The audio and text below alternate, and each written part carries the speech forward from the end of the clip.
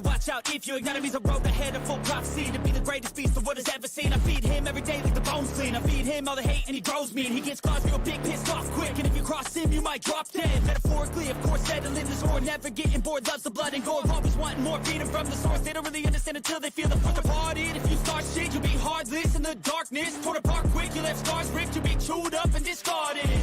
And this world ain't right, won't accept it. Negative energy, I expect it. Once it's in your mind, it's infectious. So fight for your life and reject it. You better give me space, I'm protective. My adrenaline spikes when I'm threatened. And if you stay in my way, I'm aggressive. Cause when there's no exit, I'll kill when I'm desperate.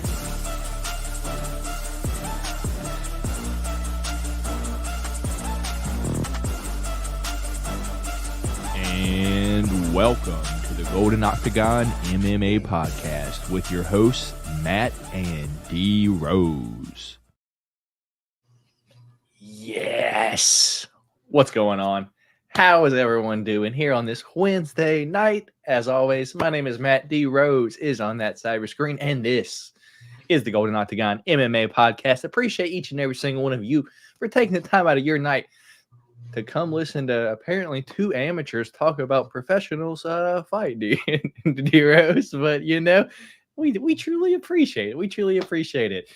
D-Rose, how you been over the past week, brother?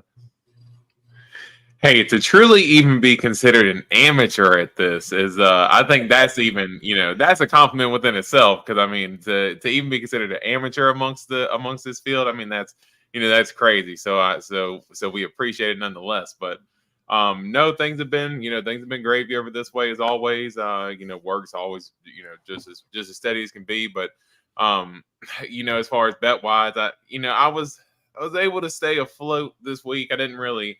Basically broke even this weekend, combined with my basketball bets and stuff like that. So was able to stay above water, but man, if you boys ever liked playing on the chalkboard before, man, y'all better get ready because there is a lot of chalk. There is a lot of chalk this weekend that I think a lot of people are going to be going for. D Rose, I've made one parlay and I sent it to you earlier in the week. I put $25 on it to win. What was it? 75. It's a 5-leg, but $25 to win 78-27.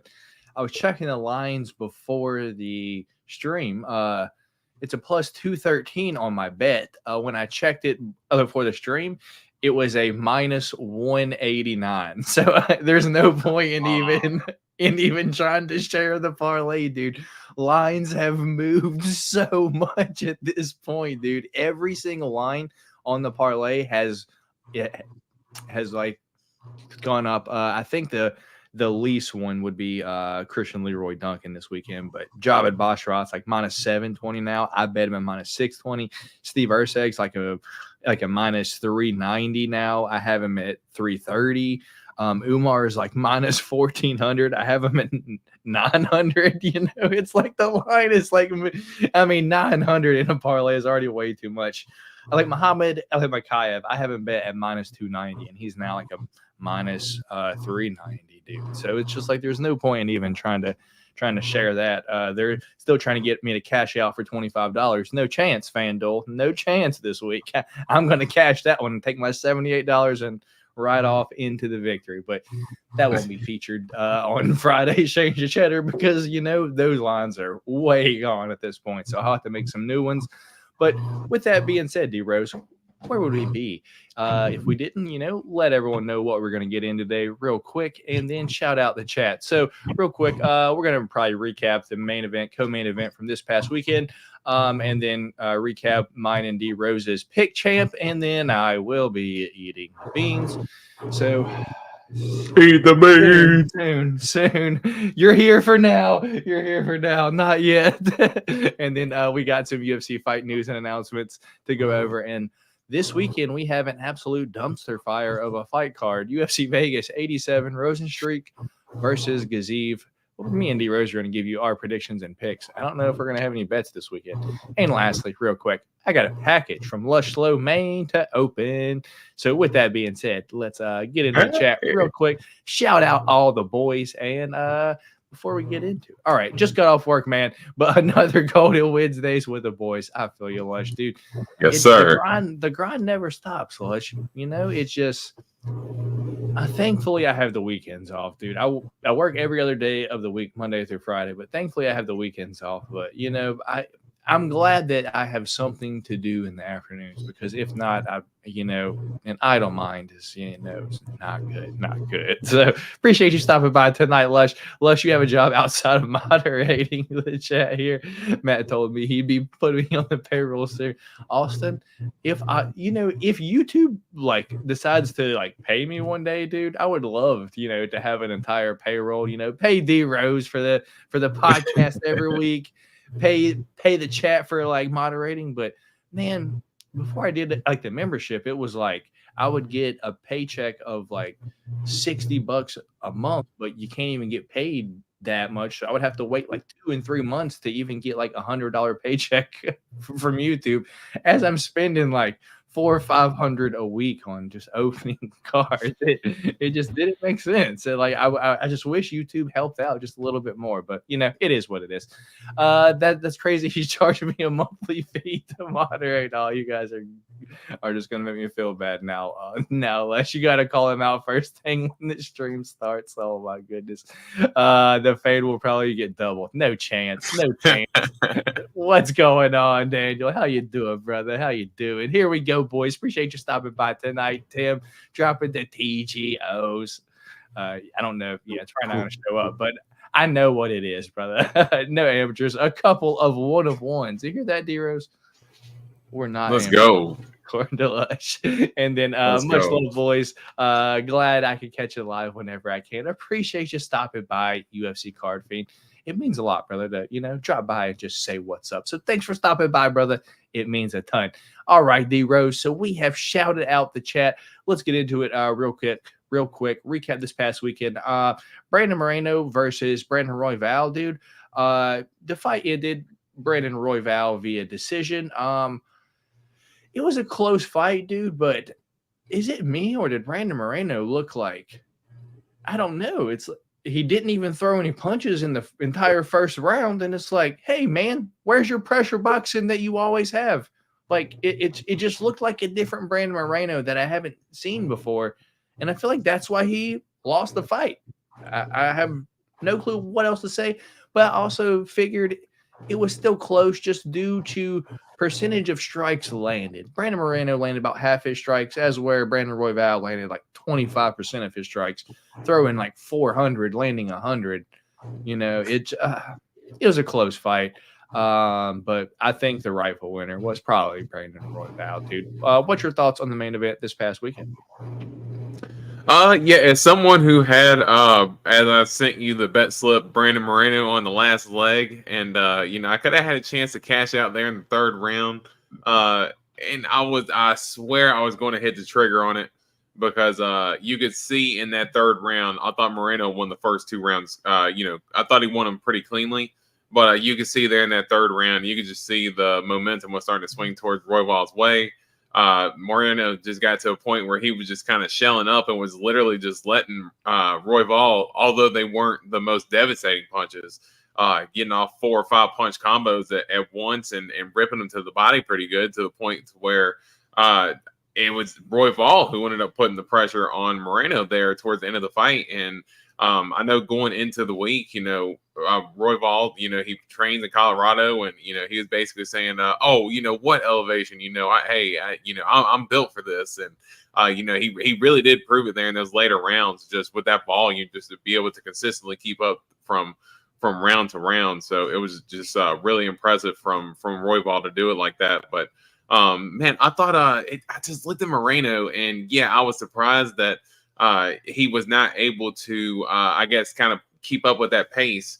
But man, is it just me, or is it just did Figueiredo just bring out the best in him in terms of the matchup? Was it just was it matchup dependent? I guess Figueiredo is a little bit more willing to kind of stand in there, and he's not the big combination guy. He's big power punch guy. So I don't know. It just seemed like he was just a little bit more. Moreno was kind of more waiting for counters, and Royval was just giving him none of those chances. Yeah, man. It's just odd to see because you and me both had picked Brandon Moreno to win that fight. And I was just like, wow. Like, like it just, to me, it just didn't look like the same Brandon Moreno. He just didn't look like he got started until maybe like midway through the second round. Like, I was like, hey, you just like, I don't know, dude. But as I said, close fight. Probably could have gone either way. I believe it was split, right? Yeah, it went to split. The scorecards were all over the place. And just in terms of like how the rounds were scored, I mean, I thought it was first two Moreno, last three Royval, but there were like some second rounds in there for Royval, then like the third and the fifth, or he didn't get the fourth, and the scorecards were all over the place. But I thought Royval won, and I don't think there should have been any argument or anything about it. All right, fair enough. Moving on. Co-main event was T-City, Brian Ortega taking on Yair Rodriguez, dude. And you called this one, man. You called this one. You didn't feel comfortable enough to put it in the pick, champ, but you called T-City like winning, dude. And, I'm a T-City fan. I would have preferred him to win. I just thought, Yair had just, was fantastic on the feet. And round one showed that. But, it also showed that Yair has either ass takedown defense still after all these years, or Brian Ortega is significantly improved on his takedowns, or maybe a combination of both. There, what's your thoughts on the co-main event, brother? Yeah, and I think to your point there, I do think it's a little bit of both in terms of Brian Ortega getting a little bit better. But we also know that that's always been a hole in in Yair Rodriguez's game. And I do remember picking Yair Rodriguez in the first fight, but I remember in their first fight, the ease in which Ortega was able to get the takedown, and us knowing that Ortega is not really a takedown guy. Like, he is good with setting up his submissions. The Cub Swanson one, I mean, hell, he just locked guillotine when they were in the clinch together. He didn't even really go for a takedown. He did the same thing with Moicano. Moicano just went to shoot and he just snapped in the guillotine. But for the way he was able to get Yair Rodriguez down with such ease, and knowing that has been a hole in Yair Rodriguez's game for so long, I just felt like it was there for Brian Ortega. But it just, a lot of times Ortega just has this thing where he just turns into a zombie and just loves taking damage. And the unfortunate part too with him rolling his ankle there right before the fight started. Nuts. Dude, it's like, what kind of luck does he have to have for him to roll his ankle right before the fight starts? And I felt like the first portion of him, like, he got dropped twice there in the first. I felt like part of that was because where his ankle was hurt, he couldn't really put too much pressure on it. But I think once the adrenaline set in and Yair Rodriguez was able to light him up a couple times, Brian Ortega got comfortable, able to get the takedowns, implement the ground and pound, landed some nasty elbows. And it's just, that's been a hole that Yair Rodriguez has been exposed by before with Frankie Edgar, and Volk was able to expose that a little bit, and Ortega was able to do the same. And dude, when he snapped in that arm triangle, it was a wrap. It was done. Yeah, no way Yair was getting out of that, dude. I was like, it's over. It's over. I was just glad that it started the third round, because that was the final. I think that may have been like the final leg on one of the change of cheddar bets that we won 100 on. So I was just happy it started the third round. But was I the like only one that was like super happy for Ortega too? Like, I don't know why. Like, and maybe like coming into the week, I don't know. I know he was on like a spiritual resurrection almost with his career. Kind of almost similar to how Jorge Masvidal did the reality show thing and came back like a new man. It almost feels like Ortega kind of has that resurrection in him. And man, I was just happy to see him get the win, be able to overcome adversity there in the first and be able to get the finish the way he did. I was super happy for him. It was like old school Ortega, dude. It's just like he had to take the damage, to get that round 3 sub, which he, has done multiple times, dude. It's absolutely nuts how his fights goes. He has to get the shit kicked out of him to get that round 3 sub. And, T-City round 3 sub is almost like GM round 3 at this point. We got Muhammad Makayev round 3, could be happening this weekend. But hey, so that was the main and co-main event for this past weekend. But me and D Rose did have the pick champ, which did have 2 other fights from the main card in it, which was Daniel Zellhuber versus Francisco Prado, where I did go Francisco Prado. D Rose went Daniel Zellhuber. Good fight, dude. Francisco Prado is tough as all hell, dude, and just go, dude. He's like the younger Drew Dober, dude. I cannot wait to see Francisco Prado's career, dude. But good comparison. The issue with the fight, though, was just the range, dude. He just couldn't get into range, just kept getting jabbed up. Daniel Zellhuber, just took the Daniel Zellhuber route, which I didn't pick him to win, but if he was going to win, I suspected him to win by that way, just staying at range, deep kicks, jabs, things like that, and getting a decision win, in which that happened, dude. So unfortunately, I was wrong this week for the pick champ. D Rose is right on this one. Anything on that fight, man? I think really just goes to show how tough the lightweight division is, man. I mean, those are just 2 young killers that,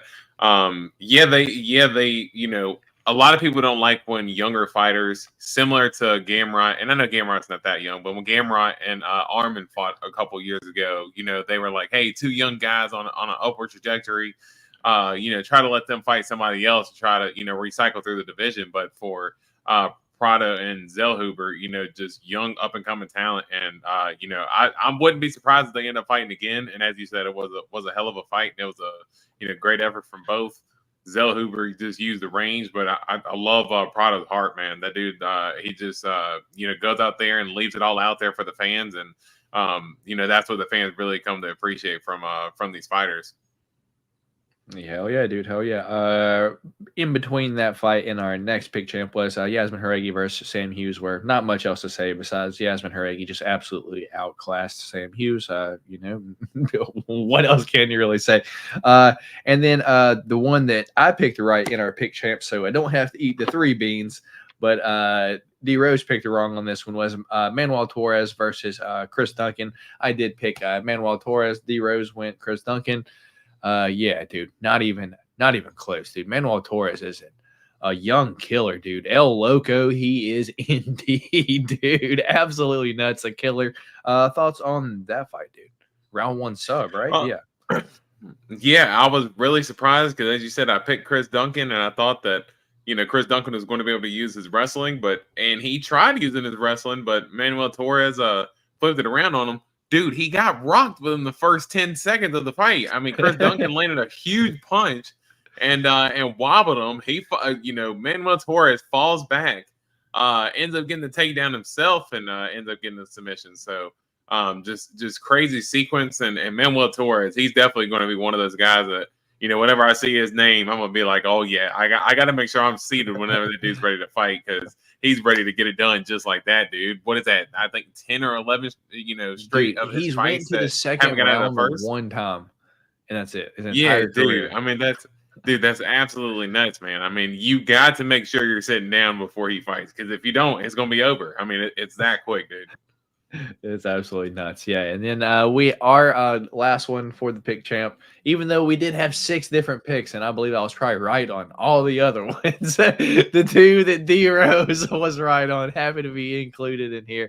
And then I did pick the 2 dogs. D Rose was smart about his decision in the 2 dogs, where I did pick the butt scooter, Claudio Poyes, to defeat Faraz Ziam. And, it went to a split decision. I didn't think it was a split decision, but I thought it was a competitive fight. And the only reason why I picked Claudio Poyes is just because, Claudio Poyes didn't look good against Dan Hooker, but Faraz Ziam is nowhere near Dan Hooker's skill. And I thought, maybe Claudio Poyes would, everyone's doubting him, and, he could just do what he had been doing. And he tried, dude, but you would think, a year and a half off, you would think that he would improve a little bit. No, not one single Same dude. Not one single bit. Same dude. Just still a butt scooter. Yeah.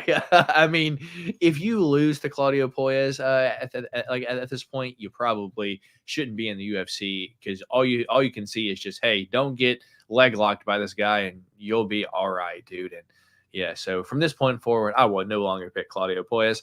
He was fun at first, but it's all over now. So that was our 3 different picks for this weekend, which means I am no longer the pick champ. So D Rose is now the pick champ this week, which means that I get to pick the fights for this upcoming weekend, which is super dope. Let me get my But also means flag. you eat the beans. Yeah, there's my mouse. I dropped it. But it also means that I now have to eat the beans. Eat the beans. I'm looking forward to this, D Rose. Are you dying to get old bandage again? Oh, I meant to tell you that the other day I actually did give them to Abby, and she ended up getting old bandage, and she was like, bleh, bleh. Was she not happy, dude? Oh yeah, she was not happy, but we did forewarn her and tell her, hey, there's a chance this is going to be nasty, and she said, hey, give me the red one. And she absolutely she took a few bites. I wasn't gonna say she absolutely ate it. She took a few bites. But it was like when when I do it, right? It's like you have to wait a second for it to kick in before you get the flavor. Yeah. Like you don't know what the flavor is until you chew it a little bit. Yeah, she didn't gag. She didn't gag nearly as bad. I will say that. Well, we got Bean Boozled here, so let's go in here. Grab 2 beans out. Oh god, I don't like when I get white ones because it scares me that it could be a rotten egg.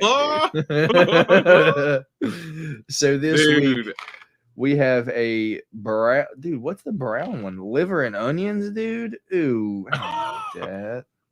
Well, hey, I'm not gonna lie. Hey, I like chicken liver myself, so that might be that does not sound appetizing at all. So up first, we have cappuccino or liver and onions. Here, dude, what we got? Let's show our colors here this week.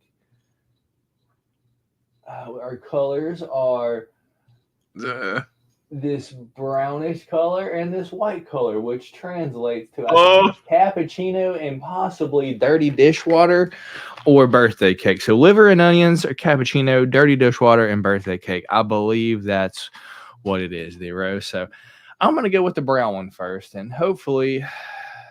God, dude, what I don't want is 2 bad beans. I haven't got 2 bad beans yet, and that's just what I would like to avoid. So, sounds just in time for the beans. That sounds just in time, brother. Liver and onions, we chuckle at meat pie. Zoo blokes, it's a fair dinkum. I have no clue what you just said. Liver and onions, we chuckle that in a meat pie. Straw blocks, it's fair dinkum. My 6-year-old enjoys the bean eating segment. All right, here we go. Brown bean first. Liver and onions or cappuccino.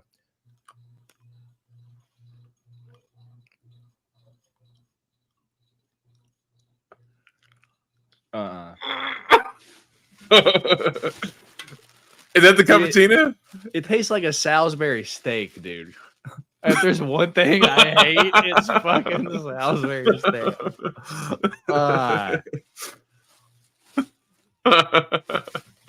Dude, Salisbury steak, dude. I'd be looking at my fingers right now. Jelly bean form, dude. That's not good.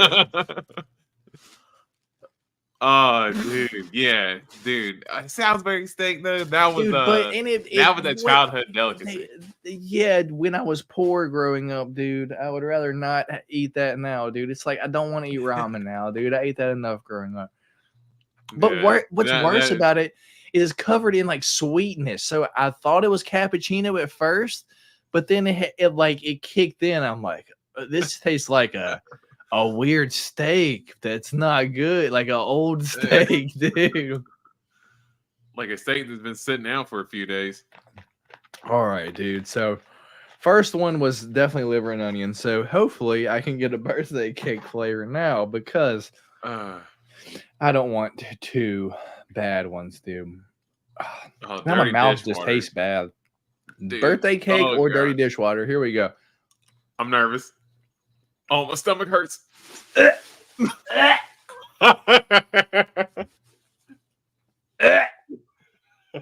Yo,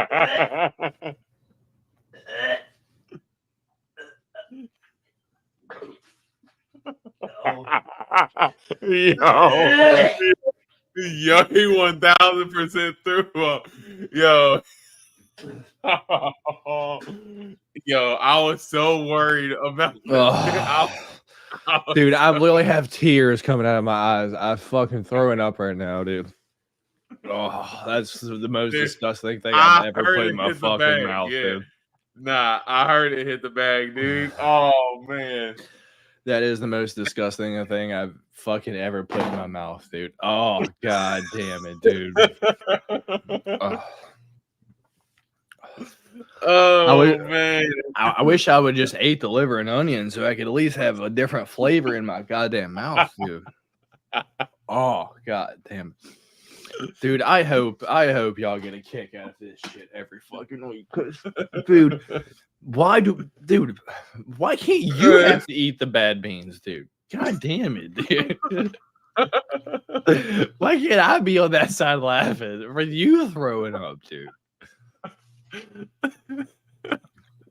Yo, dirty dishwater. I cannot, like, I'm sitting here imagining. Dude, I didn't think it was going to be that bad. Like, I was like, all right, how bad could it be, dude? No, dude, imagine, just imagine, and yes, that's exactly what it was, dude. Oh man, yeah, that my heart was like, that's why I said my stomach was hurt right before you did that, because yeah, I for sure cannot reuse the bag this week. This one needs to go outside in the trash, dude. This one has literal. This one now has some Arby's in it. You know. Little beef and cheddar. You can put it in that bag and save it for later, huh? Oh god damn it, dude! Here we go.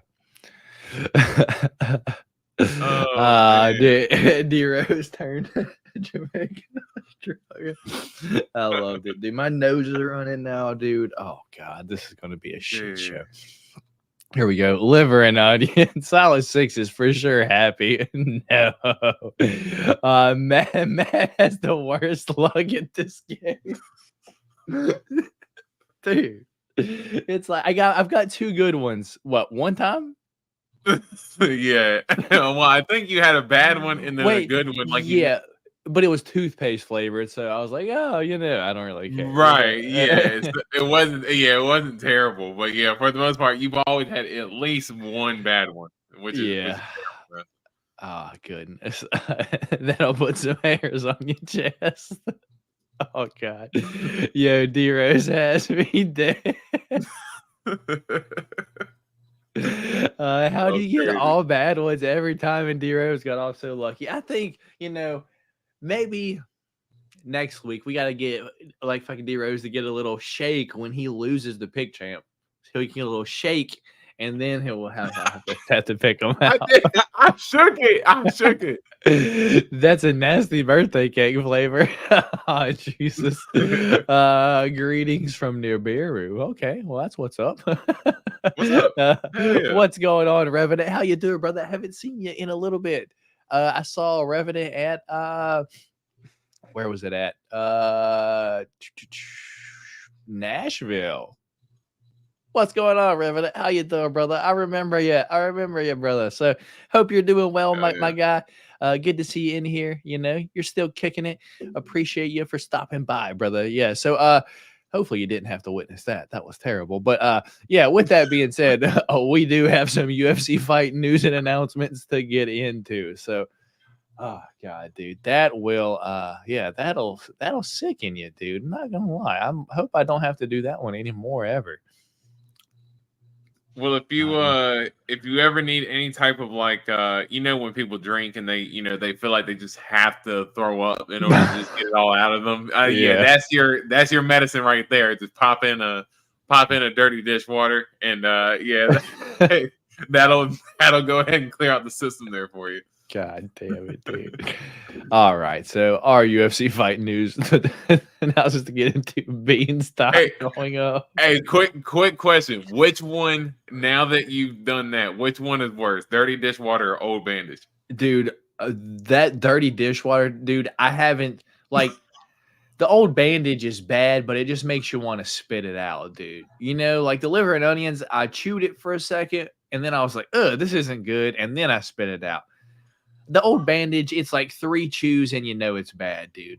The dirty dishwater, you take a chew, dude, and then your mouth feels, I don't know, dude. I may have gotten 2 bites into that before pretty much my entire dinner came up into this bag. All right. Wow. Had that one ready. Media was 100% more exciting than Sandhagen versus Font. I would have to agree, brother. I would have to agree. That fight was cheeks. Cheeks. All right. Now that we have the bean eaten over with, D-Rose, we got some UFC fight news and announcements to go over. So our first fight announcement that we have is Jared Gooden versus Kevin Jusay. That is May 11th. That is, I believe it's going to be in St. Louis, my guy. Thoughts on that? Hey, Jared Gooden, your guy. It seems like he's always It seems like he's always around just to try to be a stepping stool for a guy who, like Kevin Jusay, you know, fresh into the UFC. Someone that, hey, if you can beat Jared Gooden, you know, you can level up in the sport. But if you can't beat Jared Gooden, do you really belong here? Yeah, man. I'm a Night Train fan. Maybe I just give him more credit than what he actually deserves. Who knows? So we do have Tamaris Vidal taking on Haley Cowan. Doubt that fight happens. Yeah, rebooked, whatever. I don't care. We've got Luana Pinheiro versus Angie Overkill Hill, dude. Angie Overkill Hill still doing the damn thing. Probably like the worst record in the UFC, but you know, deserves to be in the UFC. Always in fun fights, always competitive. What's your thoughts on that, brother? Yeah, exactly. Just that is that, you know, Angela Hill, win, lose, or draw. She's always competitive, and you know, she's one of those at times where we feel like she should be able to get a win, or she can get a win. She'll lose, but man, she's always got that underdog mentality, and when you know she's got a big favorite in there ahead of her, yeah, she doesn't let any of that stuff phase her. She still gets right to action and always provides fun fights. So I'm always down for an overkill fight. All right. Up next, we do have Tabitha Ricci taking on Tisha Torres. That is also St. Louis card, May 11th. Thoughts on that? That's interesting. Is that going to be that's going to be a strong weight? So yeah, that's interesting because Tisha Torres is coming off the birth of a child, right? Like I don't have that mistaken. I believe so. Right? Yeah, I believe so. Yeah, so honestly, I thought she was at the point where, especially with Rocky being champ, that, you know, she was maybe ready to call it quits. But maybe she's got a little bit of that Amanda Nunes mom run in her, or Mackenzie Dern mom run type in her, maybe. You know, one who's actually giving birth. But yeah, nonetheless, should be exciting. And Tabitha Ricci, she's a fun fighter too, so should be a good fight. Indeed. Joel Alvarez taking on Matus Rombeski, added to UFC Vegas 91 April 27th.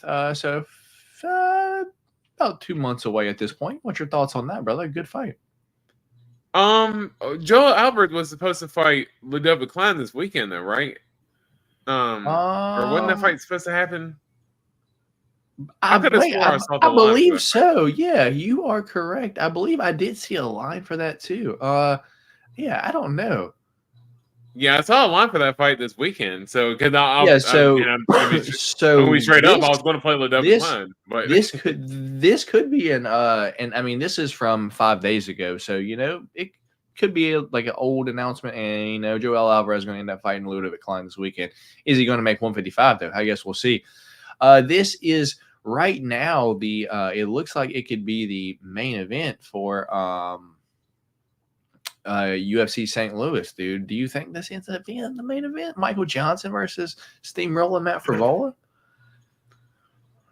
I mean, I know Michael Johnson is from St. Louis, and I guess, you know, it makes sense to try to have a fighter from St. Louis to main event it, but you usually have a main eventer that has some type of, forward momentum, moving up in the rankings, getting closer to title contention. Someone's has to go, or, I don't really see what a win here does for either fighter, even though this fight is a good fight in itself. But if I saw this fight at the top of the card, I'd be like, man, if that's the main event, that card's got to be ass, because why the hell is Michael Johnson and Matt Frevola main event? And so should be an awesome fight. Don't think it's main event worthy. Yeah, hopefully that's not the main event, because if it is, I would entertain going to another fight night this year, because, tickets are, affordable. It's like the price of like a hobby box. So it's like, if I can afford to go to them, then I'll go. But if this is the main event, hell no. not a chance. No, as you said, yeah. Here's all the results from this past weekend. Dude, that dude was cracking me up with his mouthpiece, dude. All right, it was crazy. Ronaldo Rodriguez, Forrest ZM gets the dub. Made me have to eat the beans. Dude, how crazy was this to call? Edgar Chairez around one sub. Yeah, who would have thunk it? Dude, I actually had this in a bet right here. Jesus Aguilar via decision, dude, but it was tied in with a few other ones that end up not cashing. So upsetting I didn't hit that. Hani Barcelos gets the shit beat out of him in the first 2 rounds, and then finishes Christian Quinones in the 3rd round. Interesting to see there. I actually pick flipped on Change of Cheddar Friday on that one, D-Rose. I still didn't. I could never ride with Hani Barcelos, dude. I was waiting for it. You're like, I'm surprised you're picking him. I'm like, yeah, me too. And then I end up flipping because I can't pick him, dude. There's Francisco Prado getting mollywopped. T-City gets the dub. Brandon Royval gets the dub. And our next fight is Joel Alvarez out. Ludovic Klein will now face AJ Cunningham, UFC Vegas 87, March 2nd. Oh, that's yesterday. All right, so here's our new fight, D-Rose. Ludovic Klein taking on AJ Cunningham. Yeah, that's what I was. I saw Ludovic Klein versus Joel Alvarez for a line this weekend. That's all I remember. But we found our fight, and should be I can't really remember much from AJ Cunningham, but it should be a good fight. Yeah, we'll get into it here in a bit. We're not going to talk about that one. Dude, here's the one that I got surprised, dude. Ivana Petrovic gets a fight against Leon Na, dude. What? They're giving Leon Na another fight in the UFC, dude. This is the female Daniel Lacerda, where she's got 1 round of hell, dude. Dude, I don't think she's won a fight. She's probably lost like 5 in a row, and they're giving her another fight in the UFC. I'm going to like this comment right here. This should headline UFC 300. I agree. Let's go. The Dragon Girl, Leon Na, dude. Dude, absolutely crazy. I mean, like you said, Daniel Lacerda all over again. And just crazy. But I mean, it ends up resulting in an entertaining fight. So, hey, if she's going to go out there and lay it out all on the line, hey, the UFC sees her as valuable somewhere. Yeah, I agree, dude. I agree. She is fun. She is easy to make money on. Just bet the under, and it'll cash every single time, dude. So with that being said, that is all of our news and fight announcements that we have on there. But I did see a couple of them in the chat. This one right here, we've got Ryan Garcia versus Sean O'Malley. Did you see them going back and forth, brother? Yeah, I did, and I actually was cracking up when Tim Welch and Sean O'Malley did the response video for when Oscar and Ryan Garcia went on Ariel's show, and they were backstage, and when Tim Welch is doing the shadow boxing, man, I'm not gonna lie, that had me cracking up. Dude, there's a big pile of like white powder like on the table. He's like, you're like a better wrestler than him. Yeah, you can take him down. He's like, yeah, Russell I'll box security Dana. guard. He's like, I'll box Dana. I'm gonna fight Dana next.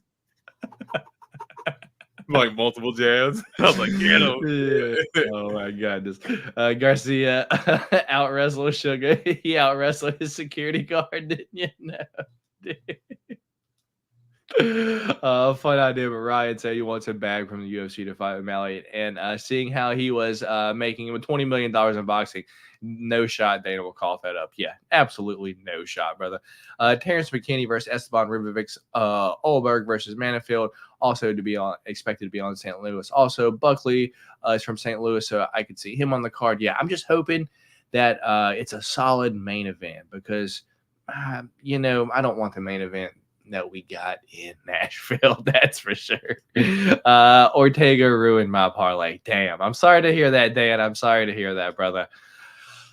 So with that being said, D-Rose, that's all of our news fight announcements. You think, I don't think Ryan Garcia and O'Malley is going to be fighting anytime soon, dude. And if so, O'Malley could just can you imagine just the teep kicks? Just the distance that a teep kick covers, when you're used to boxing, dude. It's a lot different. So we will move into this weekend's UFC predictions and picks. UFC Vegas 87, Jairzinho, Biggie Boy, Rozenstruik taking on the Abdulmanap trained Bahrainian now, Shamil Gaziev, dude. The Dagestani volleyball player, dude. Big jump up real soon, man. But we're gonna talk about it. So with that being said, let me share my screen and we'll get into it. So turn off the volume because we don't need the Crest commercials. So yeah, whenever you need a main event filled like in between, pay-per-views on an Apex card, Jairzinho Rozenstruik will be there for you. Hell yeah, dude! He every time, there, the main event, every one of those garbage Apex, he will be there as available as he can be for any garbage Apex main event that is needed to be taken. Jairzinho Rozenstruik, he's your man. He's your man to main event a garbage Apex card. It used to be Sean Strickland, dude, and then he became the champion, and now everyone loves him, dude. Absolutely, which is crazy. Yeah. We got Lush ready and taking notes. I appreciate you, Lush. You're an absolute gem, dude. I don't know how you do it. It's hard enough to keep track, man. So with that being said, we have 11 fights this weekend. Apparently, earlier when I checked it in the week, it was 9 fights, and we had Matt Schnell in a fight and Alex Perez in a fight. So I was like, oh, there's a chance we have 7 fights this weekend. But right now it says we got 11 fights, D-Rose. Taking place Saturday, March 2nd at 1:30 p.m. Eastern Standard Time. So early fights this weekend. Prelims start at 1:30. So keep that in mind for all you late sleepers planning on sleeping in. If you're on the West Coast, that's going to be a morning card for you guys. But D-Rose, looks like you're not going to be able to watch this one, brother. I'll be able to watch as much as I can. I'll look down at my phone and. I mean, and to be fair, to be fair, yeah, exactly. Like, I don't know how much I'm really going to be missing, Indeed. So let's get into it. The main event for this weekend, Jairzinho Rozenstruik, Biggie Boy, taking on Shamil Gaziev. In our co-main event, we do have Vitor Petrino taking on Tyson Pedro, dude. Interesting co-main event there. Our featured fight of the night in the flyweight division, if it happens, dude, we do have Alex Perez taking on Muhammad the Punisher Makayev. We do have Umar Nurmagomedov taking on Bezkat Al-Makan. I believe that's how you say it. I'll find out when I hear it this weekend. And another one that may not happen, we have Danger Matt Schnell taking on Steve Erceg, dude. An interesting fight here, D-Rose, and I didn't know he was still in the UFC. We do have Eric, ya boy, Anders taking on Jamie Pickett, dude. Wow, the Night Wolf, still in the UFC, man. That's your guy, man. I know you'd be excited for that one. Yeah, man. Anyway, Ludovic Klein, the doctor, I believe that's his fight name, going to be taking on AJ Cunningham. We do have Javid Basharat taking on Ayman Zahabi. We've got Christian Leroy Duncan, CLD, taking on Claudio Haberio. We do have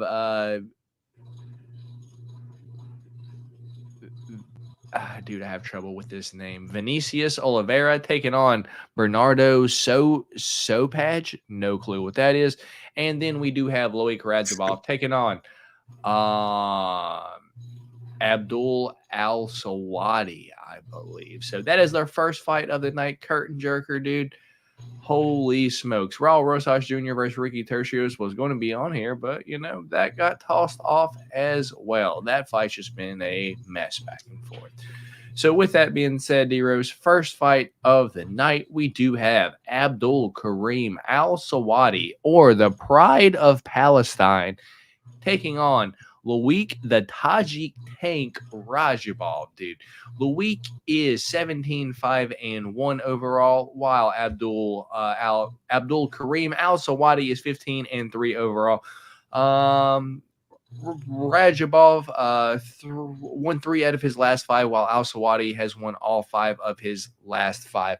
Loic Radzhabov is 33 years old, 5'11" and a 69-inch reach. Trains out of Killcliff FC in Florida, while Abdul Al-Sawadi is 28 years old, 5'6", and a 69-inch reach. And I'm trying to double task as best I can here to get the actual odds up currently, so I do apologize.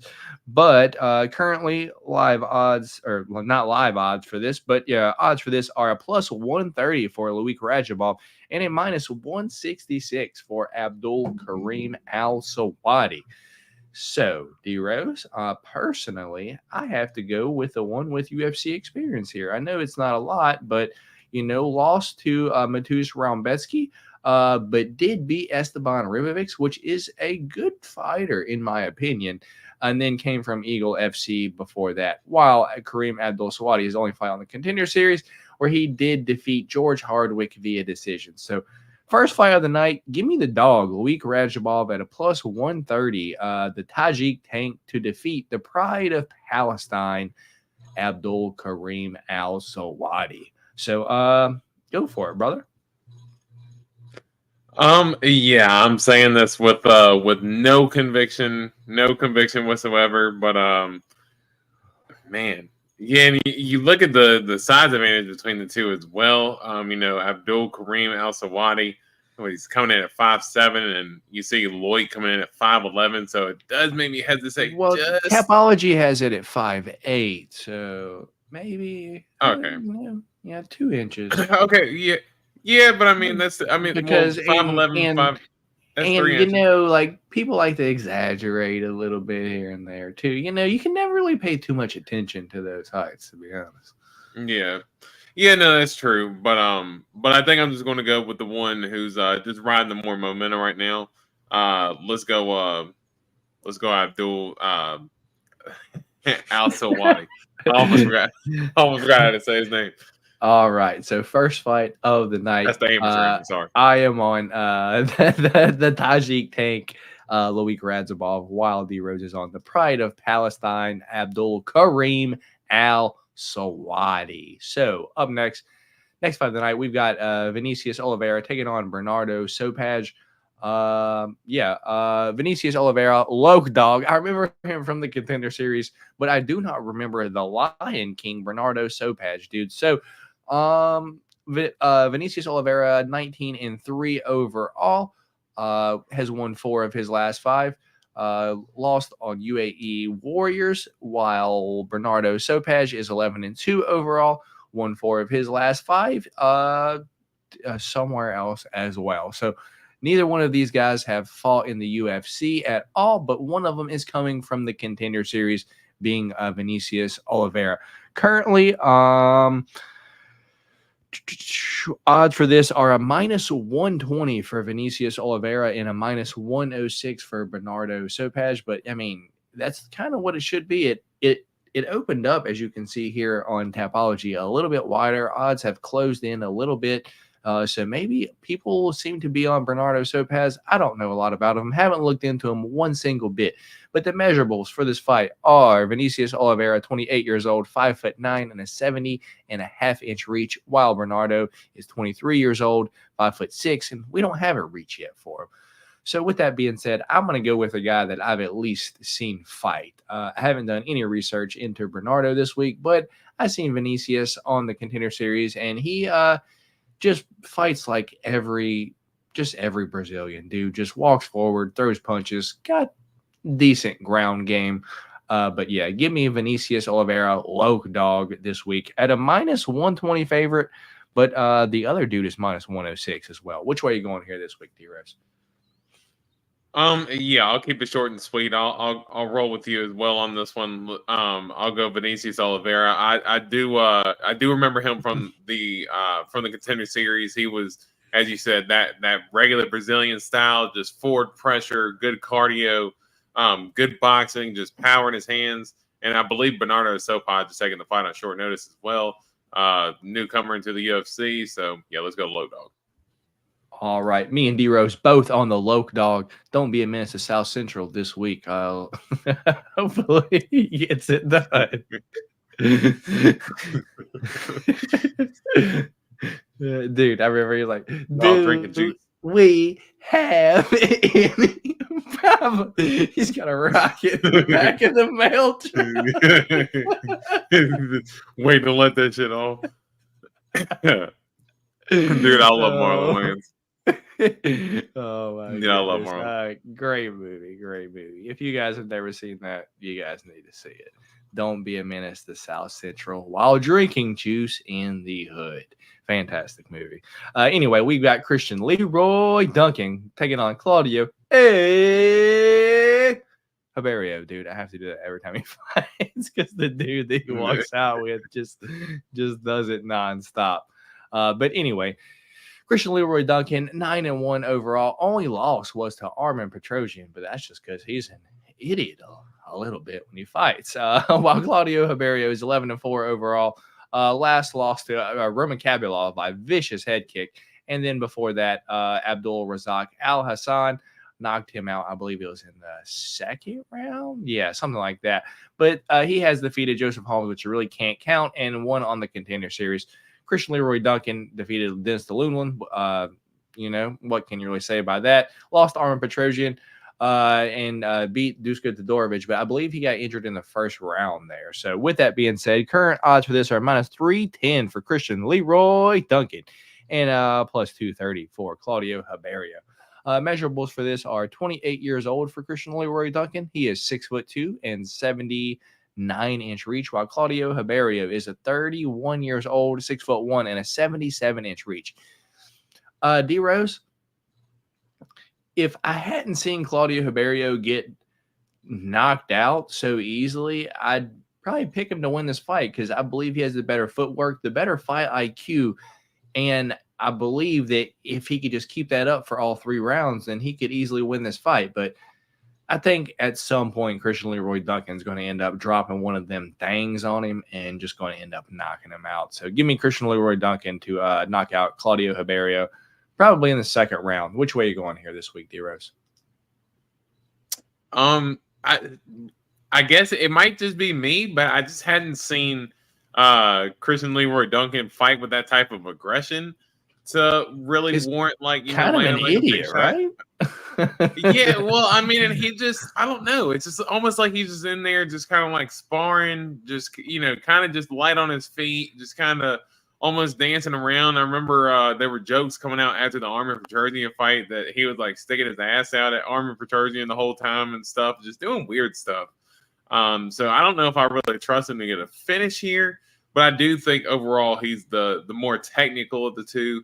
Claudio Haberio is a wild man. He's going in there. He is going in there to take you out, but he's very reckless and leaves himself open a lot. So I think that's where Christian Leroy Duncan can take advantage at and should be able to get the win here. But I don't know if I'm any type of confident saying that Christian Leroy Duncan should get the finish because man, I don't know. He just makes weird decisions in there sometimes. Yeah, will I be betting on him to get the finish? Maybe in like a long shot, change of cheddar parlay. But am I confident he gets the finish? Nah, that's just my pick. Second round knockout, Christian Leroy Duncan. Yeah, no, I can't hate it. I mean, that's probably gonna be a pretty decent little bet. I mean, I'd probably look to say maybe third or decision. But shoot, second round knockout, yeah, that's a little sweet spot for where Haberia gets clipped too. So that could be a pretty good play. Yeah, round one's always tough. So you're on CLD 3-or decision this week, D-Rose? Yeah. All right, me and D-Rose both on Christian Leroy Duncan. Up next, dude, we do have Javid Basharat taking on Amin Zahabi. So the white lion, the snow leopard. It's close. The snow leopard. They're cousins at least. I mean, something, right? Yeah, it's hard to keep track of all the fight names. Yeah, I'm semi-proud of myself. No one can call me a casual, dude. If you know everyone's like nicknames when they fight, dude, I don't think you can be a casual. Dude, when you watch all the prelims, I just don't think it's possible, dude. Anyway, the Snow Leopard, Javid Basharat, 14-0, won all 5 of his last 5, undefeated, obviously. And he did hit Victor Henry with a spinning ball sack kick. And then the referee told Victor Henry that he didn't, or the doctor told him that he didn't get in the nuts. He was like, no, it was all dick and balls. Yeah, when it was a bad one too. Yeah, I do remember that. It was a spinning kick. Yeah, it was brutal. Like, it was bad. Anyway, Javid Basharat 14-0. Amin Zahabi 10-2 overall. Won 3 out of his last 5. Lastly, knocked out Arichi Langan with like the first punch he threw, dude. Kind of odd to see. Before that, won a decision over Ricky Tercios, which is kind of odd to see. And Draco Rodriguez is not good, but knocked him out. Anyway, lost to Vince Morales and Ricardo Ramos. Spinning back elbow, dude. But that's what Ricardo Ramos does. Dude, where's he at? We haven't seen him in a little bit. Anyway, currently odds for this are minus 720 for Javid Basharat and a plus 450 for Amin Zahabi. Javid is 28 years old, 5'9" and a 69-inch reach, while Amin Zahabi is 36 years old, 5'8" and a 68-inch reach. I've already spent enough time on this talking about who they fought. I'm going Javid Basharat via decision here. I think Amin Zahabi's tough. It's hard to finish him, dude. But, the Snow Leopard is probably one of the highest IQ fighters at 135 pounds, dude. He's going to do exactly what it takes to win, and he's not going to put himself in danger to do it, dude. So give me Javid Basharat to win this fight via decision. But at minus 720, how can you really play that? You kind of wait for the props to open up, but he's probably going to be like minus 300 to win by decision. I don't know how you even play this, D-Rose. Which way are you going here? Yeah, I mean, you couldn't have broken it down much better, man. I think Javid Basharat by decision should be the play. That's probably going to be. You're looking at betting lines. I bet it probably falls anywhere minus 120, minus 110. Probably falls somewhere within that range. You're probably going to still get minus odds on by decision, but I would say that would be your likely path if you're looking to do maybe a prop or something like that for Javid Basharat. But yeah, Javid Basharat, clean as can be, good technique, and very well rounded. Should be able to get the dub. All right, me and D-Rose both on the Snow Leopard, Javid Basharat to get the dub this week at a minus 720. I mean, who could have predicted that? So up next, we're really taking a leap. Really taking a leap, picking Javid Basharat there. Yeah. Up next, we do have Mr. Highlight, Ludovic Klein. Who's the doctor, dude?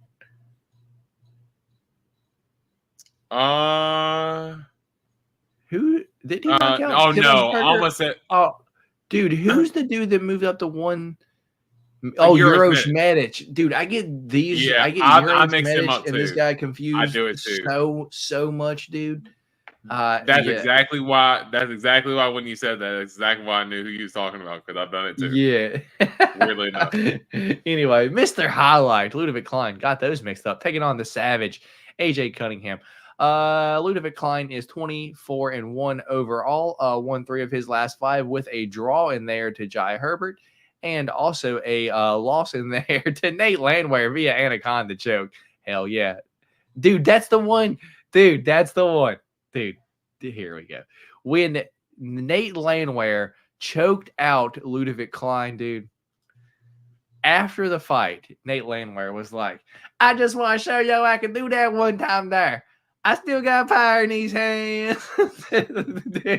dude, that's what made me a Nate Landwehr fan, was hit after he choked out Ludovic Klein. Yeah, so anyway, yeah, so that's Ludovic Klein's last fight, where AJ Cunningham taking this fight on short notice, coming off of real deal championships, dude. So that's as far as I'm going. Currently, odds for this are minus 1,000 for Ludovic Klein and plus 560 for AJ Cunningham.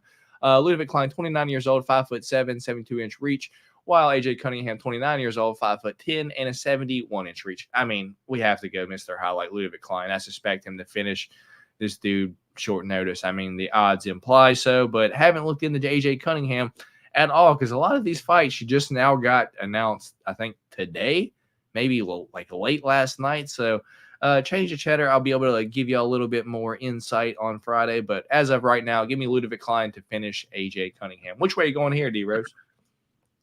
Yeah, I mean, just as you said, Cunningham coming in on short notice here, and Ludovic Klein, where I remember him from coming in the UFC, he actually started out at 145, and he had knocked out Shane Young on the, I believe it was the Izzy and Costa card, and that's when Izzy had came out after the fight and was like, I think he had a meeting with Dana about missing weight, blah, blah, blah. There should be bigger fines put in place and stuff like that. That's actually where I remember Ludovic Klein from.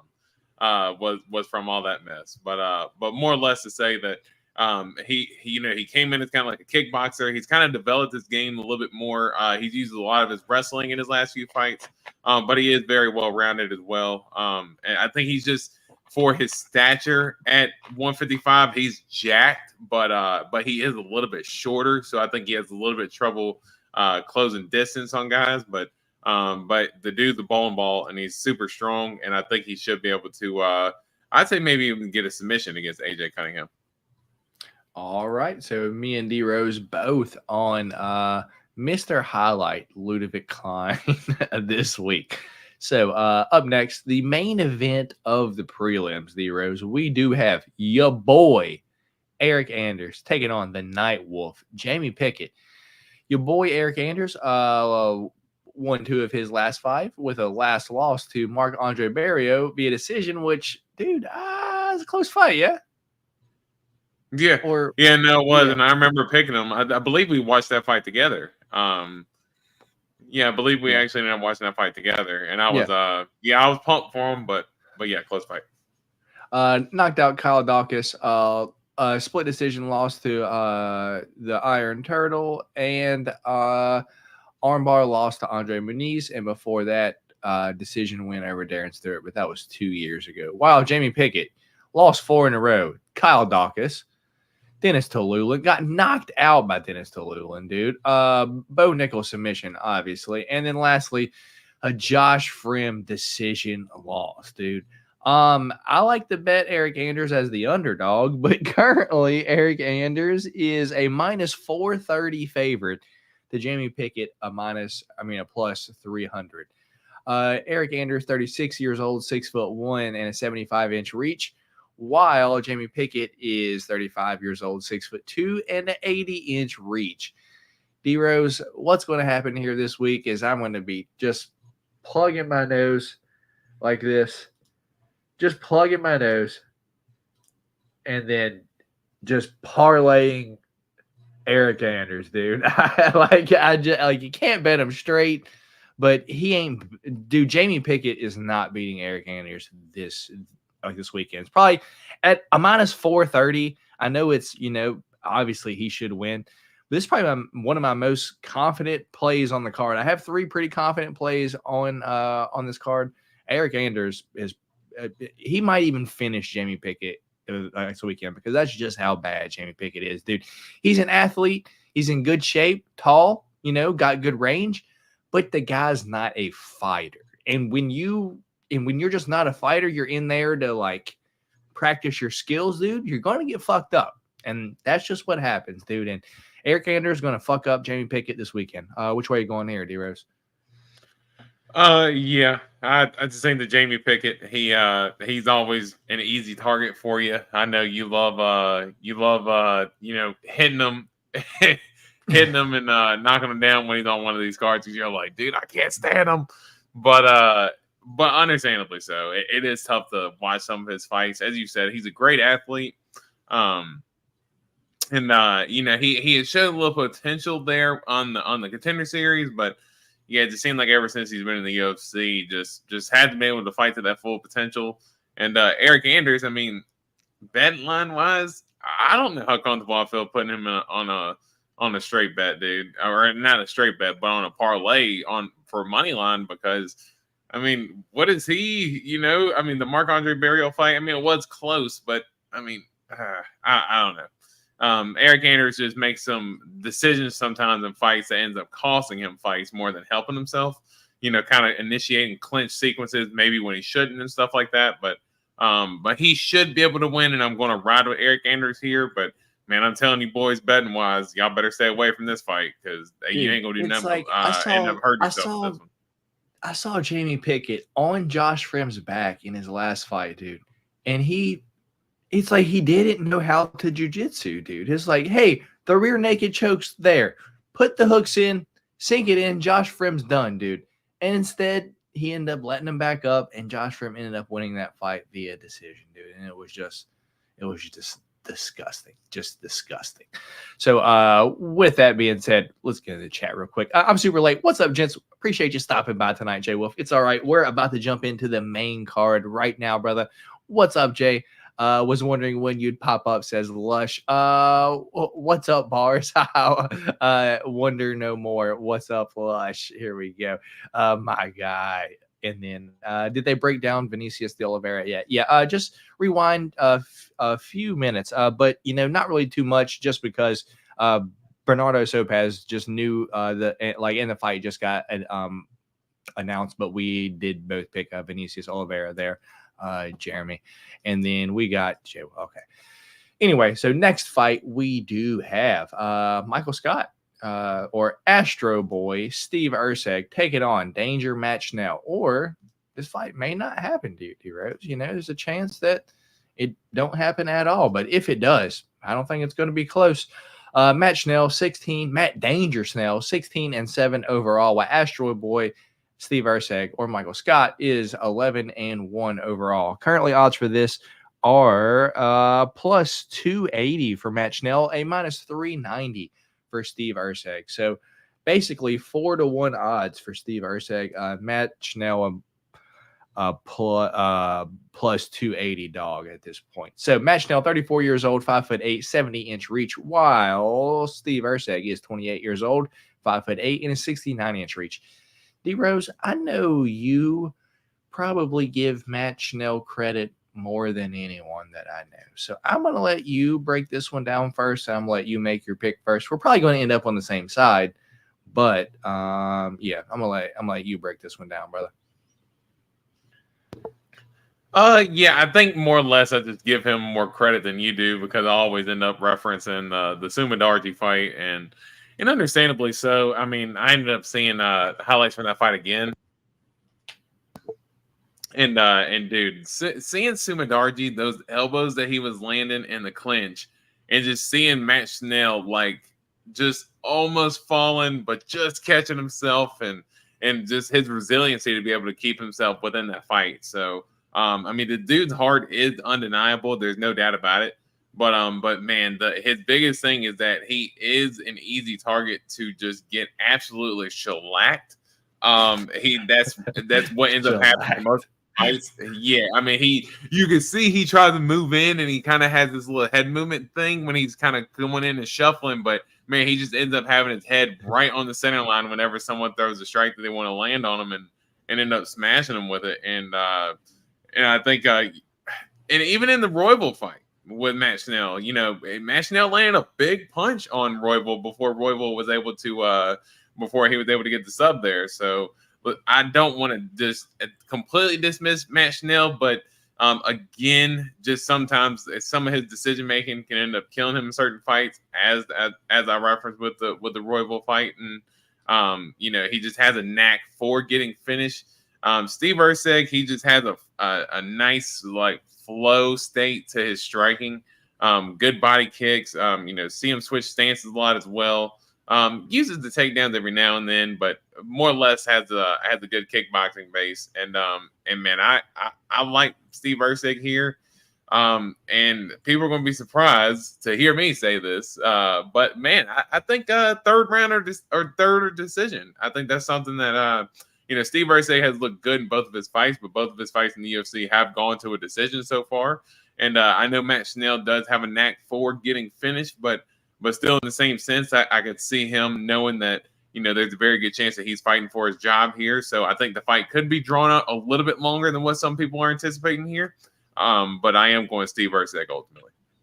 Yeah, I'm also going Steve Erceg, but I think one thing that I thought you were going to mention it. You said he's got good body kicks, but what comes after those body kicks is that head kick, dude. And I watched the David Dvorak fight, and he was just launching those head kicks at David Dvorak, dude, almost like BSD style with the body kicks, dude. It's just like if he just throws a few head kicks at Matt Schnell, dude, I think he's probably going to end up wobbling and getting Matt Schnell out of there probably in the first round. So give me Steve Erceg to knock out Matt Schnell in the first round with a head kick. That's the way I'm going here this week.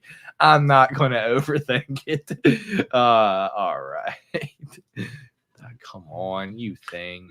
No, that is understandable because Matt Schnell does have a knack for getting finished early. So understandable. Yeah, dude. Next fight of the night, we got Umar Nurmagomedov taking on Bezkat Almakhan, dude. Umar is 16-0. Obviously, Bezkat 17-1. Dude, currently odds for this are minus 1,400 for Umar and plus 680 for Bezkat, dude. Umar's 28 years old, 5'8" and a 69-inch reach, while Bezkat's 26 years old, 5'7", and we don't have a reach, dude. It's like UFC just called up.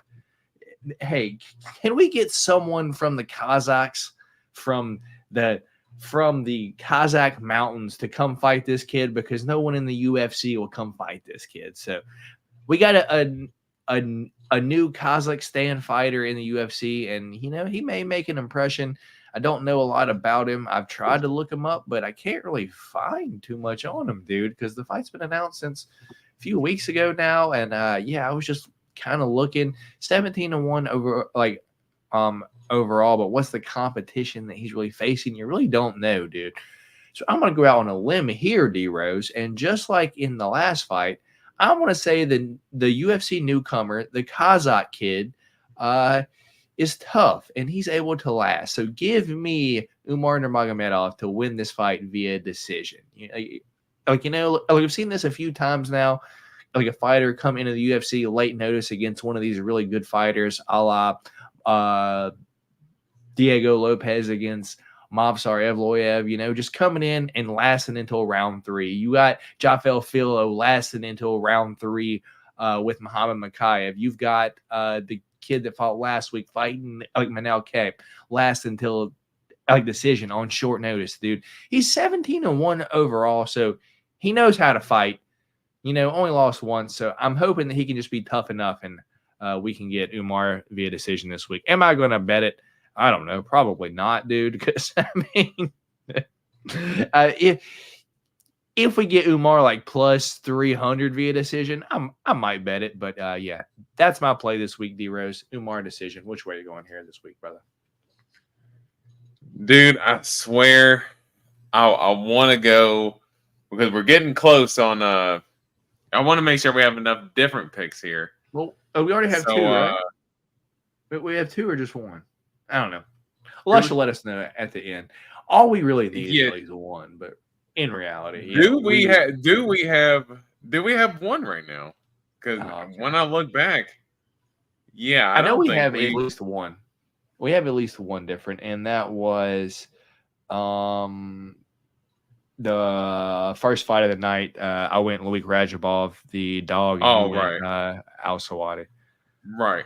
Oh, no. And really, my whole point was to say that I want to so bad say, hey, Bekzak is going to win. But, dude, I am literally going down his opponent's records on ESPN.com. As we're sitting here looking at it, dude, all of his last opponents are like 0-2, 0-1, 0-2, 0-3, 1-2, 0-2, 0-1, 0-1. Dude, this guy is fighting absolute cans. And how do we know that record might not even be padded? Who knows, man? I have no idea what kind of guys he's been fighting. And I say Umar should be able to get the dub here, man. Should be able to get it pretty easy. Looks like Bekzak has been submitted in his career before. Hey, I say Umar, if he's been working on that submission game a little bit more, I'd say I could maybe go a double chance here, going Umar by submission or decision here. I would want to maybe play that, or as you said, maybe a decision here, but Umar gets it done. All right. Hot take from D-Rose, picking the minus 1,400 favorite the long way. You're not going to hear it anywhere else either. Bet that. Yeah. You're not going to hear that anywhere else. All right. So, next fight of the night, we do have a fight that may not happen because, dude, Alex Perez last fought a year and 6 months ago. Before that, 3 years ago, dude. And in between there, he's had about 10 canceled fights. A lot of them with Matt Schnell, too. Dude, I don't think... Most of them were with Matt Schnell. Dude, if he makes it into the Octagon Saturday night, dude, I'm going to lose it because I'm like, this is free money. This is free money. Anyway. Last loss to your current champion, Alexandre Pantoja, a year and 6 months ago. I believe that was in a title fight or the Davidson fight. He's 2 fights removed. Yeah, 2 fights removed from a title fight and last loss to the current champion, dude. And, it was pretty good before that, man. So, I mean, maybe we're just not giving Alex Perez the credit that he deserves. Who knows? Anyway, Alex Perez, 24-7 overall, while Muhammad the Punisher Makayev 10-0. Of course, he's undefeated. Currently, odds for this are plus 280 for Alex Perez and a minus 390 for Muhammad Makayev. Alex Perez, 31 years old, 5'6" and a 65-inch reach, while Muhammad Makayev is 23 years old, 5'7" and a 70-inch reach. D-Rose, I have to go with the kid to just keep doing the damn thing. He's won by third round submission a lot of times in a row now. Alex Perez hasn't fought in a while, so is he coming back for a paycheck or does he actually want to fight? Because if he's coming here for a paycheck, he might get finished early. But, you look, Muhammad Makayev, I believe he finished Tim Elliott. Was it in the third round? He finished Jafel Fillo in the third round. I know he finished Malcolm Gordon in the third round because we watched that one together on your couch, brother. And then I think Charles Johnson won via decision, and Cody Durden, I don't know when that was. That's too far back now, dude. But give me Muhammad Makayev to win this fight via third round submission again, because that's what he does. What's your thoughts on this fight, brother? Yeah, I agree with you there. I do think Makayev gets it done by submission, and I think really it's just because if you look at the flyweight landscape right now, there's you see Royval, he won the fight last, but Alex Pantoja, he doesn't really have a title challenger right now, and they're trying to get trying to find Alex Pantoja an opponent on the 301 card. And Muhammad Makayev, I was listening to his pre-fight press conference earlier today, and man, he's focused, he's ready. And I think the UFC is going to throw as many dollars as reasonably possible to Alex Perez to say, please stay in this fight and make it this weekend so we can give Muhammad Makayev a highlight and a reason for him to fight for a title fight coming up in June, or May, June, whichever card it's supposed to be. But yeah, I think the UFC is going to make sure Alex Perez stays on this card. But Muhammad Makayev, I think he's focused. He knows the title shot's ahead of, but he knows he's got to take care of business against Alex Perez, and I think Makayev does just that. All right, fair enough. Me and D-Rose both on Muhammad Makayev this weekend. So up next, I accidentally closed out the Tapology page. I got to reshare it now. I have it back up, but I didn't reshare it.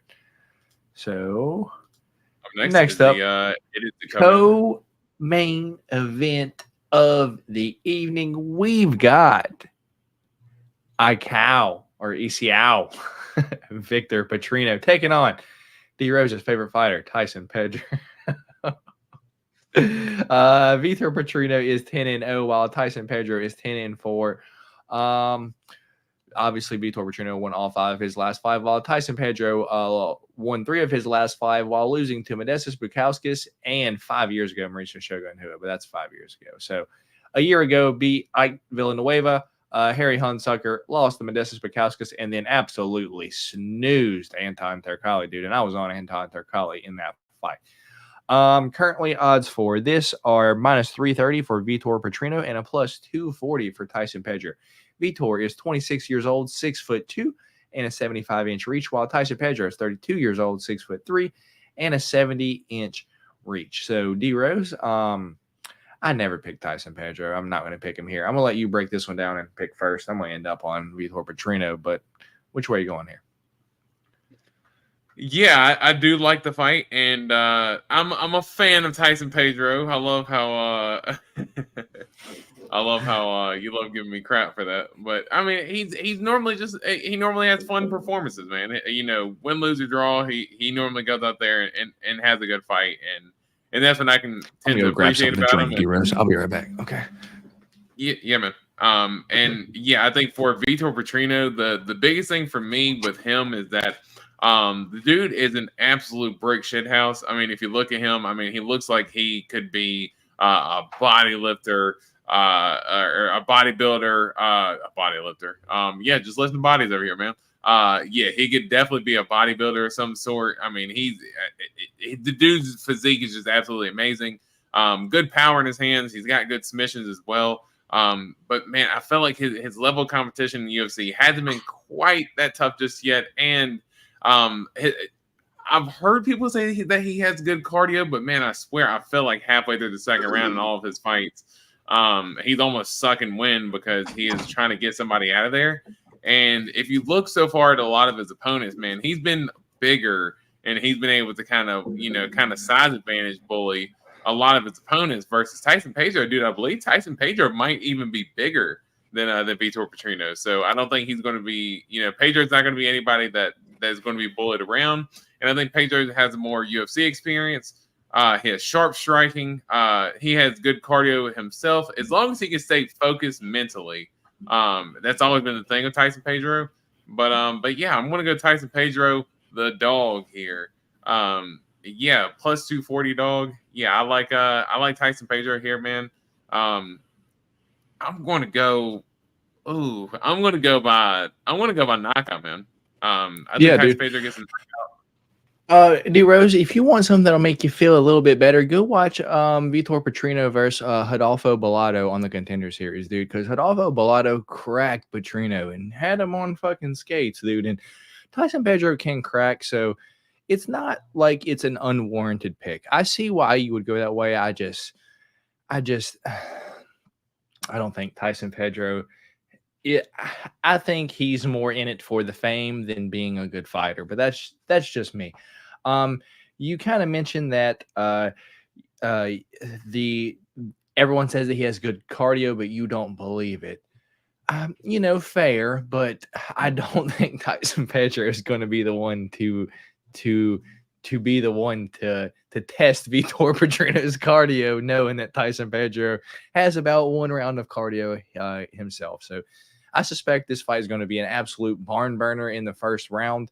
And outside of that, give me Vitor Petrino to maybe get the second round TKO after, we get a gas Tyson Pedro. So different pick again.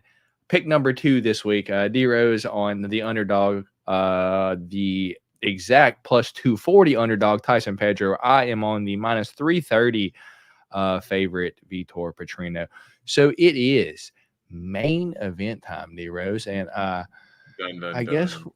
guess we'll see if we have a different pick here. I don't know. So main event time. Jairzinho, Biggie Boy, Rozenstruik taking on Shamil Gaziev, the Dagestani volleyball player, 12-0. Abdul Manap trained. all that. We've you heard us talk about this guy about 2 months ago when he fought Martin Buday and knocked him out. And Martin Buday is tough. Anyway, Biggie Boy Jairzinho Rozenstruik 13-5 overall. Lost 3 of his last 5, while Shamil Gaziev is undefeated 12-0.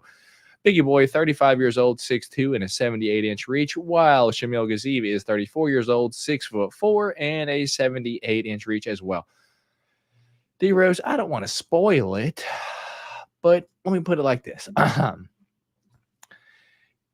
If Shamil Gaziev don't get Biggie Boy out of there in the first round, this is Biggie Boy's fight, dude, because I've seen Shamil fight 2 times now. One on the Contender Series and one in the UFC, dude. And when I was researching him for his first fight for the UFC, dude, he looks like dog shit if he don't get the first round finish, dude. And even in the last fight, it's like, dude, the fight was like 2 minutes long, and he's like breathing all hard, like, dude. It's like I see why Shamil Gaziev is currently the minus 172 favorite. But, dude, I'm going the dog here. The vet, Jairzinho, Biggie Boy Rozenstruik. Give me him to knock out Shamil Gaziev late second round once again, dude, because this dude has one round of gas, and if he don't get out of there in that first round, he's dead in the water, dude. Could be a bad pick and could make me have to eat the beans this weekend, but I'm willing to risk it. Give me Biggie Boy Jairzinho Rozenstruik to win this fight as a dog. So I got 2 dogs again this week, D-Rose. Are you going to pick the favorite here, or are we only going to have 2 different picks? Go for it, brother. Yeah, man. I'm not gonna. I can't do it like that. I can't let it come down to a draw. So yeah, we will. I will go Shamil Gaziev here, but I do believe that Shamil Gaziev will win. I think the big thing is that, as you said, Abdulmanap trained. So I think that, while he did not have to use much of his wrestling in his last fight against Martin Buday, he was able to use his defensive wrestling very well against Martin Buday before he was able to kind of land the combos on the feet to get Buday out of there. And that's pretty much what he does. Just gets all big and burly and ready to go.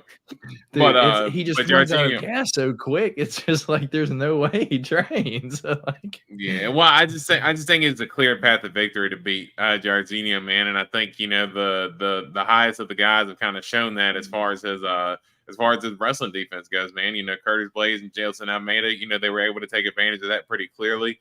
Not to say that Shamil Gaziev is on the level of those guys just yet, but I do think that is some tools that Shamil Gaziev does have in his back pocket. He's very well rounded, and I think he, takes the best path to victory with the path of least resistance. And I think he goes for the wrestling and tries to get a submission. Let's go. I'm gonna go submission, probably round 1 or 2. I'm gonna say an early submission, but I think Shamil Gaziev gets it done. All right. We do have 3 different picks this weekend, D-Rose. So I know it came down to the last 2 fights. It is what it is. Of course, it comes down to the main event. Waste the 5 rounds. This shit ain't going, dude. No shot. Let's hope it doesn't go 5 rounds. No, dude. I knew Almeida versus Blades had a shot of going. I thought it was like 90% it would finish inside the distance, but I thought it was like a 10% chance, dude. This has like 2% chance of going the distance, dude. This dude does not have the gas tank to go 5 rounds, y'all. Unless he comes in here with like an absolute 6-pack, which that would be absolutely nuts. And look at the loyal Lush man dropping the donation with our picks. Go. Appreciate you, Lush. You're the guy, dude. You guys pick different on Rajabov versus Al Sawadi, Petrino versus Pedro, and Rozenstruik versus Gaziev. So I don't, unfortunately, have the pleasure of, picking the fights like D-Rose. Every time he has the pleasure of, picking like 6 fights, like, which ones do I want? I get stuck like this where our fights are already decided. It's like the weeks that D-Rose has a pick champ, he like studies and picks exactly what he needs to do. So those are our 3 different fights for this weekend's pick champ. Hopefully that gold strap over D-Rose's right shoulder will be right back over here this upcoming week and D Rose will be eating the dirty dishwater being boozled instead of me throwing up into the target bag this upcoming week. So those are our different picks for the pick champ. Gaziev training for fights like you, prep for intercourse, online tutorials. Oh my God. And we got Tim gifting 1 golden membership to someone random. So whoever it is, make sure you thank Tim. Shout out Tim for gifting a membership here on the channel. I truly appreciate it, Tim. It means a ton, brother.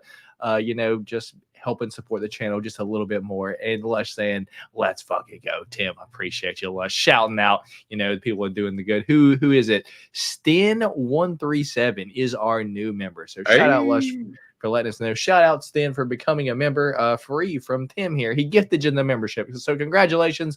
You get extra content here on the channel and a chance to win free UFC cards every single UFC fight week. So congratulations on that, brother.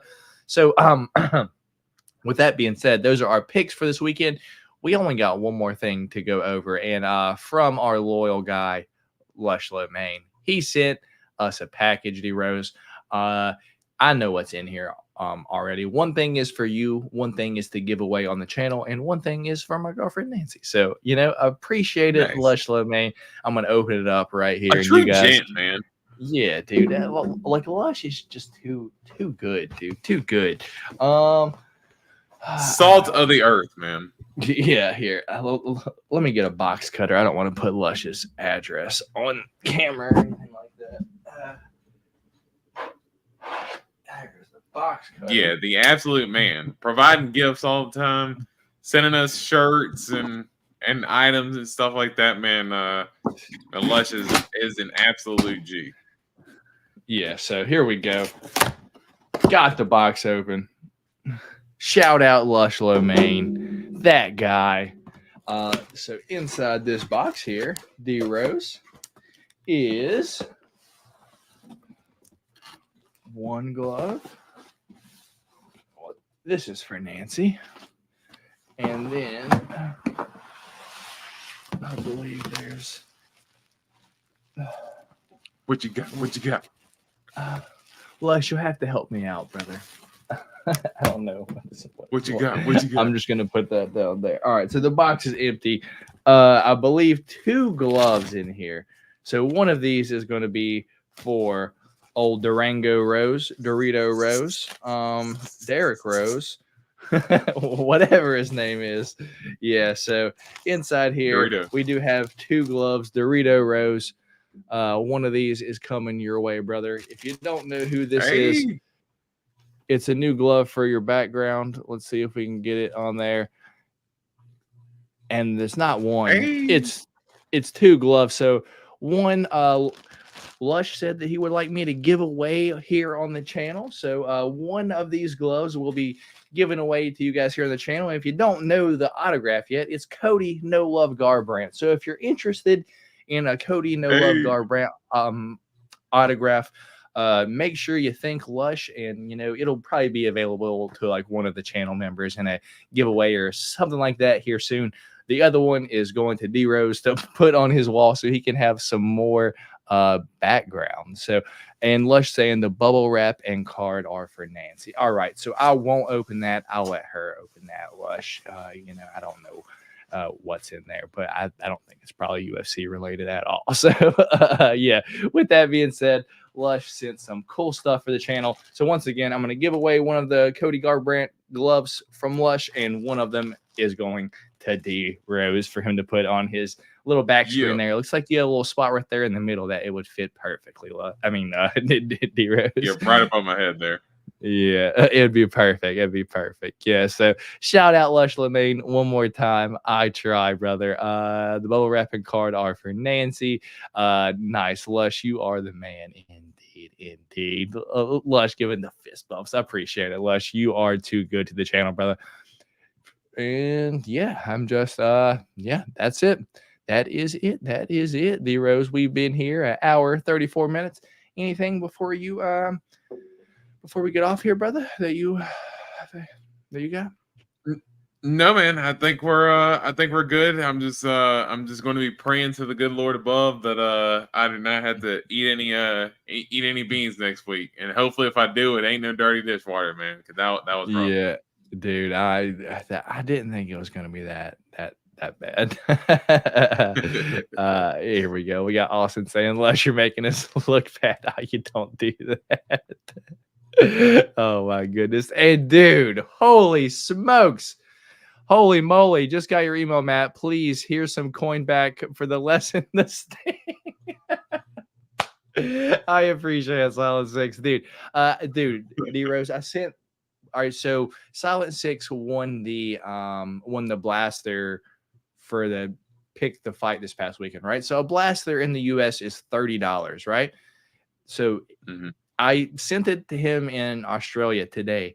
It was $39 US to ship it to him. So it costs him more to ship it to him than the blaster is even worth. So Silent Six, brother, I hope that blaster's got a fucking a 1-of-1 autograph in it, and you get that shit, because truly, thank you.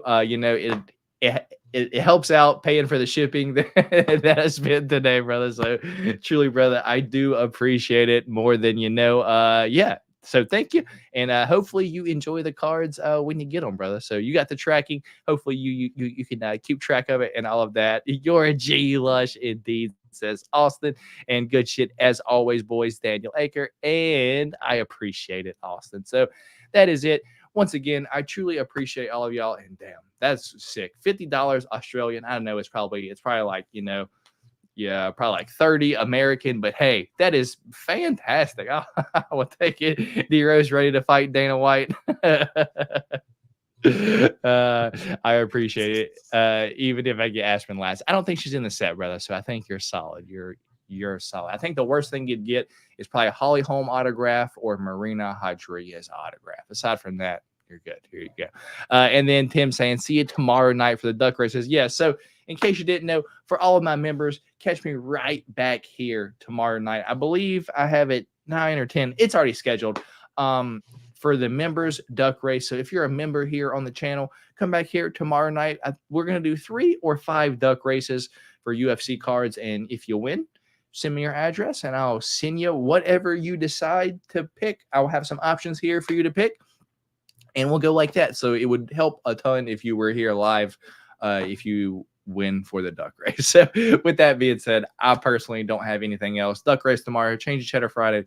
We got fight Saturday, D Rose, and then I have a little break until Monday, and we are back at it once again, brother. For UFC 299 as well, man. Your boy's up next. So hell yeah. I have an awesome card too. I think I have a bet with Joe's Card Stash. We're betting mustaches. If Cheeto wins, I shave my mustache. But if O'Malley wins, he's going to shave his mustache. Oh, really? I was going to say, I jumped into the stream and heard you guys talking about potential bets and card swapping or whatever. I didn't know if you guys had decided on what you guys are going to do yet. Yeah, we're not 100% sure, but that is an option. That is an option. Stay safe, everyone. See all you members tomorrow, indeed, Lush. And then lastly, stay safe. I'll stay out of comp for a while, but thanks, lads. I will. Oh wow! But thanks, lads, and everyone in the chat. Stay safe. Firm handshakes, indeed. I can't read. I wonder who came up with that. I don't know. It had to have been Lush. It had to have been Lush, because if he wasn't mentioned who came up with that, it was for sure Lush Lemon. Yeah, loser loses the stash. Maybe that's what we might be doing. But yeah, with that being said, y'all, I've kind of rambled on about 5 to 10 extra minutes now. When plan on getting off here, but yeah, that's gonna be all. I'll catch y'all tomorrow night. Matt D Rose on that side of the screen. We appreciate all y'all for stopping by, hanging out with us here tonight on the Golden Octagon. Hit that thumbs up for your boys if you haven't already, and we'll catch y'all right back here next week for another episode of the Golden Octagon MMA Podcast. Remember, at the end of the day, it's a fist fight and anything can happen, so don't be betting all your money. See y'all later. Stay safe. Peace.